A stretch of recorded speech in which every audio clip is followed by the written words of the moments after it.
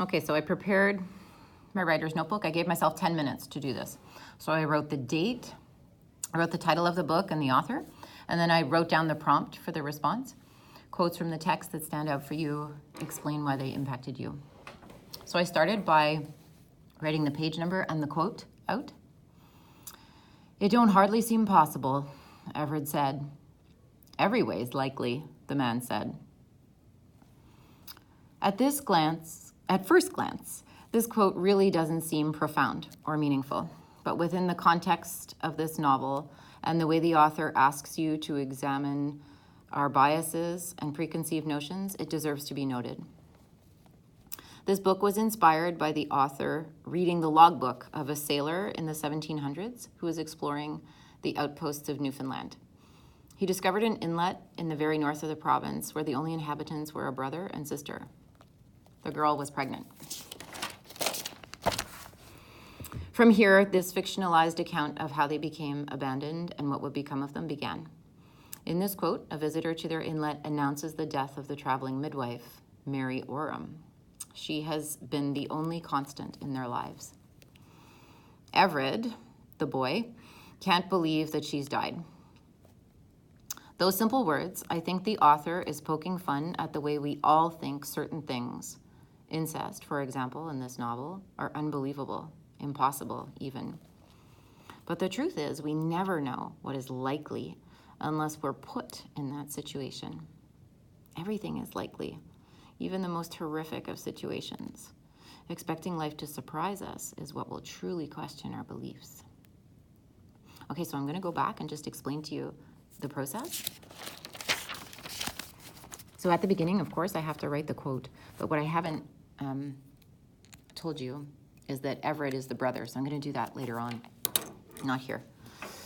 So at first, I just give a little context for the quote and what it means within the novel. Now, this next paragraph, I had read an interview online with Michael Crummey because I love him. And he loves the past, and he's from Newfoundland, and he looks back to the past for his stories, and I think that's sort of fascinating. So he had read this in a logbook and about this sister, and the only two people there in the inlet were the brother and the sister, and she was pregnant.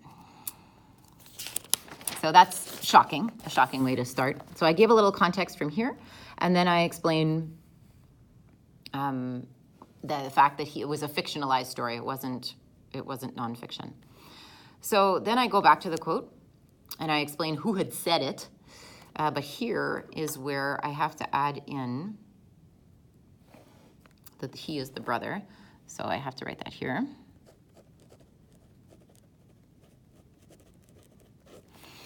But again, I'm explaining what happened before the quote, like what the context was. So when you do your response, you have to make sure that you give a little context for that quote. You have to explain what's happening in the quote. Otherwise, the reader won't understand. Then I explain what the impact is in the text. So the fact that the character doesn't believe that she's gone. And then I go back to my reflection on why this quote is important. Michael Crummey is known for using really simple language and creating really sort of very believable and yet simple characters. So I feel that this quote really speaks to him as a writer and the ideas here. So I talked about the author's intentions in this paragraph, about what he was trying to do with those really simple words. Word choice is never a mistake. I'm 100% certain he chose those words in that order to make this point. And to make us question the reader, like what was his intended, what's his intention for the reader? What did he want them to believe? You should do that as well. You should talk about why you think the author used those words at this point in the story. What did the author want you to believe at this point?